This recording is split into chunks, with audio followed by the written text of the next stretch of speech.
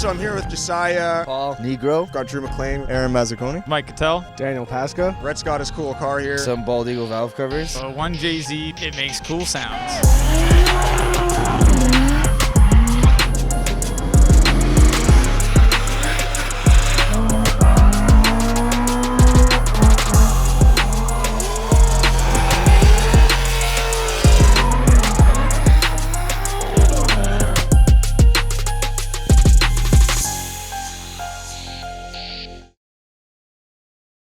We're at Drift Jam. Rhett's got his cool car here. I don't know where my glasses are, so I'm wearing Pit Vipers. I actually can't see shit, so I'm just gonna point stuff out with this cool little pointer hand I got on Amazon.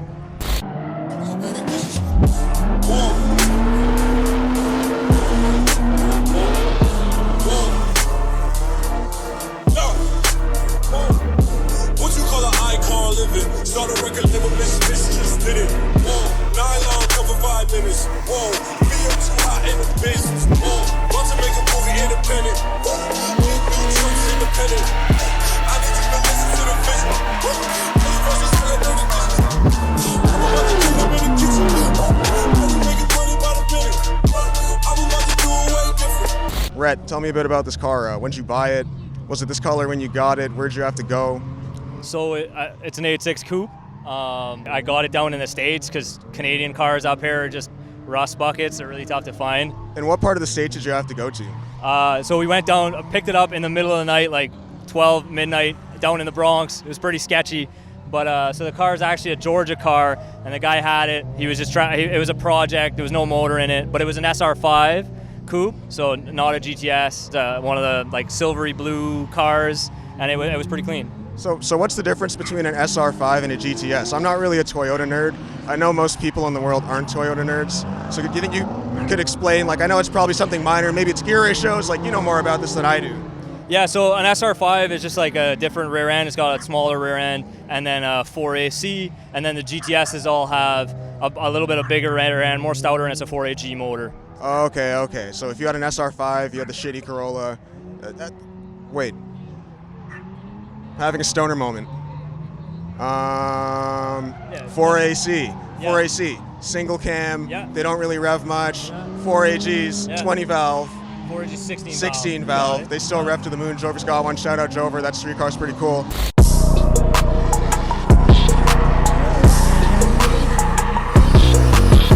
So the car looks a bit different than it did last season, I guess. What's new under the hood this season? So the motor hasn't changed. It's a beam swap out of an Altezza. So it's just a 2-liter, and it was recently painted just this winter. So it looks all fresh and whatnot. And there's some fun juice in the back. Juice in the back.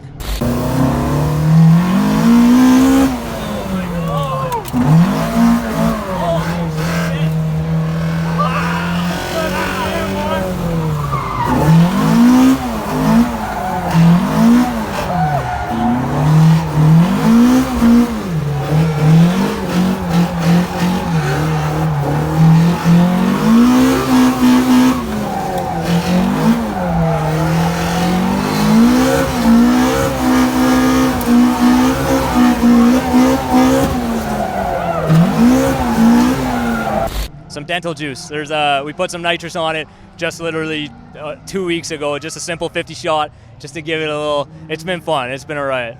Dental juice. Tell me a bit about the interior, man. I know you mentioned a bit about the juice in the back. I know this car's got a roll cage, but I do know that it's plated. You do sometimes drive it to and from events and stuff like that. So what is the mix that you have in the interior? I know a lot of people struggle getting the mix right with cage and carpet and seats. Yeah. It had a good interior in it, and I probably, like everybody else, I stripped it out. I probably shouldn't have, but it's cage. It's got a simple Sparko Sprint, and that's really it. It is plated. It's a street car. It's registered. It's by all means, it's not a good street car, but it is super fun to have on the street. All right, so this car is definitely not running the factory engine. It sounds really oinky. Sounds a little.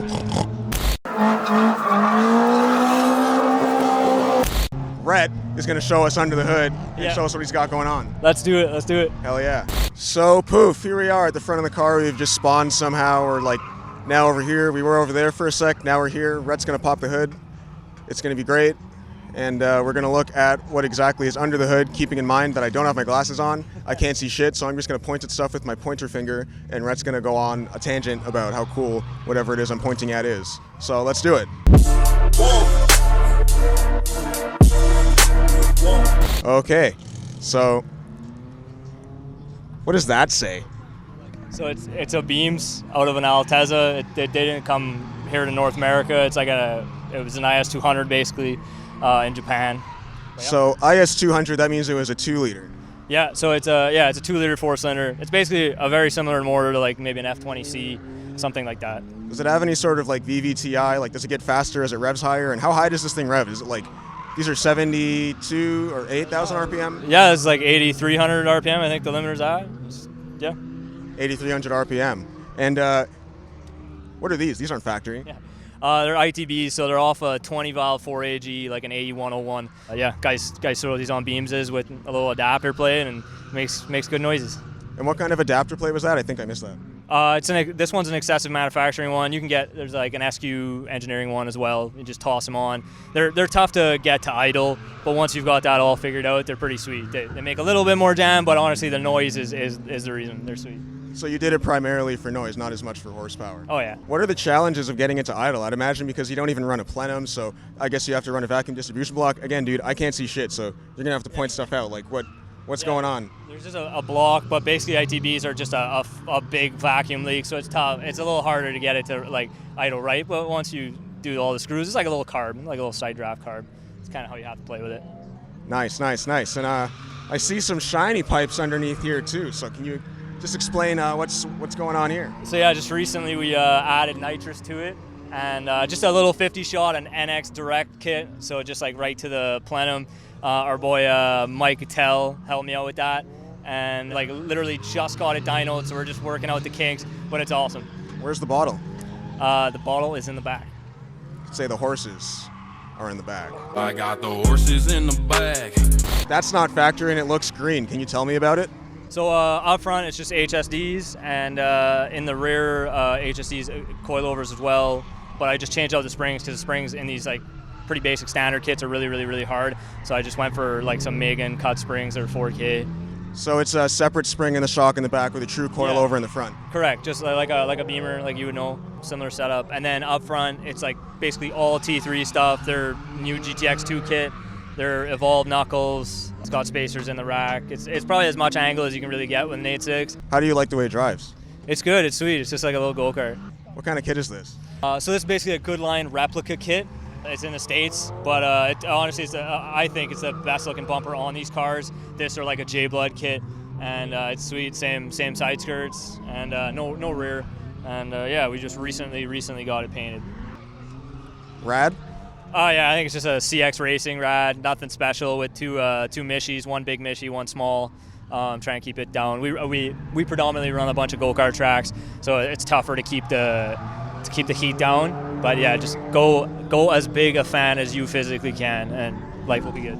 Well, okay, so you've got ITBs, a properly rooted vacuum system, nitrous, rad, beams, it revs to the moon. I've seen about everything I need to see up here. I think it's time to go to the inside.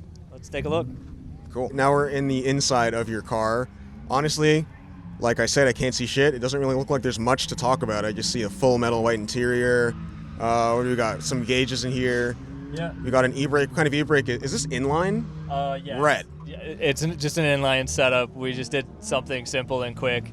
Yeah, it works fine. I don't mind it. I'm sure I go to dual bracket in the back eventually. Famous last words. Yeah, it works fine. How many seasons have you had it? 3 or 4?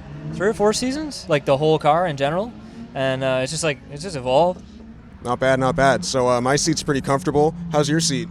Yeah, so that's a stock seat. This is a Sparkle Sprint. It's snug for me. It's probably not for big boys. I'm a pretty average dude, but yeah, it's fine. So other touch points, we've got a Sparko wheel. Is this eBay Racing Sparko? Or is this Sparko? This is a real one. I wanted a real wheel. I don't know. It looks nice. Pedals, metal? Are those factory? Yeah. Is that a weld on that? Yeah, just factory. That's factory pedals. Nothing crazy. It works. Shift knob. This is a Beams tranny. Yeah, Beams tranny, J160, and this is just a little T3 shift knob. Who made your tranny tunnel? So Pat's here, Sears Garage, they did the inline setup for me, and they did the little cut for the tunnel here. It's not a full tunnel. The beam swap, you just have to bash the tunnel. You don't have to cut it out and whatnot to put it in. But it does push your shifter point very close to the handbrake. Interesting. What gauge is this? Voltage. What about this one? It's just we just got some any auto parts store, just cheap gauges. Water gauge just helps you out, and then AFR gauge. It just helps out for them to if I have an issue on track, you can data log, you can look at what the AFR reading was. If I'm up, down, out of where it needs to be, you can just go from there. If you don't have one, it's really tough to just see when you're data logging, see how the motor's running. And what kind of management do you have? It's an Adaptronic E420D. It's getting a little dated at this point. It does everything it needs to do. It's perfectly adequate for a beam setup and VVTi. I would say I see a lot of the beams guys running the Link ECU setup these days. But yeah, to each their own. And who did the roll cage?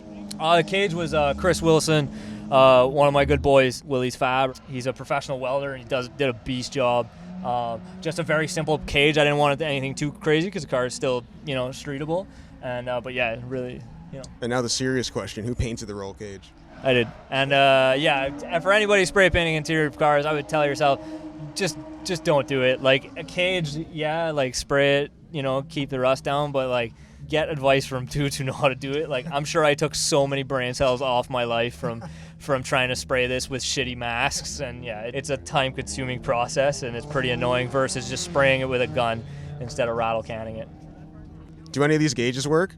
Yeah, actually everything works. Just tack doesn't work. I know there's it's just a resistor issue. Some of the guys on the forums know what to do. I just haven't bothered with it yet. But speed sensor works. I got it needs a mechanical speedo from SQ Engineering, and that's it. It just needs a little gear, and you're good. And these door cards, did you make these or did you buy them? No, so these door cards are from T3. It's actually, the car came with these. So it's actually, I lucked out because shipping these to Canada would be tough, but the car came with these in the States. Not bad, not bad. So I think that's about everything. We've got a shifter, inline hydro, normal handbrake, which is kind of cool. Yeah. Gauges. Yeah, man, we're ready to go to the back of the car. Let's check it out. Sweet. Okay, before we even pop this trunk, before we even get to what we're going to get into, I really want to point out these 7 to 8 numbers right here. I think it's really important that you street your shit. I think that Rhett's so good of a driver because of the fact that he streets his shit. Would you agree? Maybe, sure. Probably not. Maybe that's a bit far, but there have to be benefits to street driving your race car. Yeah, it allows you to figure out some stuff instead of having to take it to the track and let it fall apart. So it's fun streeting cars, Heck yeah. So on that note, let's pop the trunk and take a look at everything you've got going on.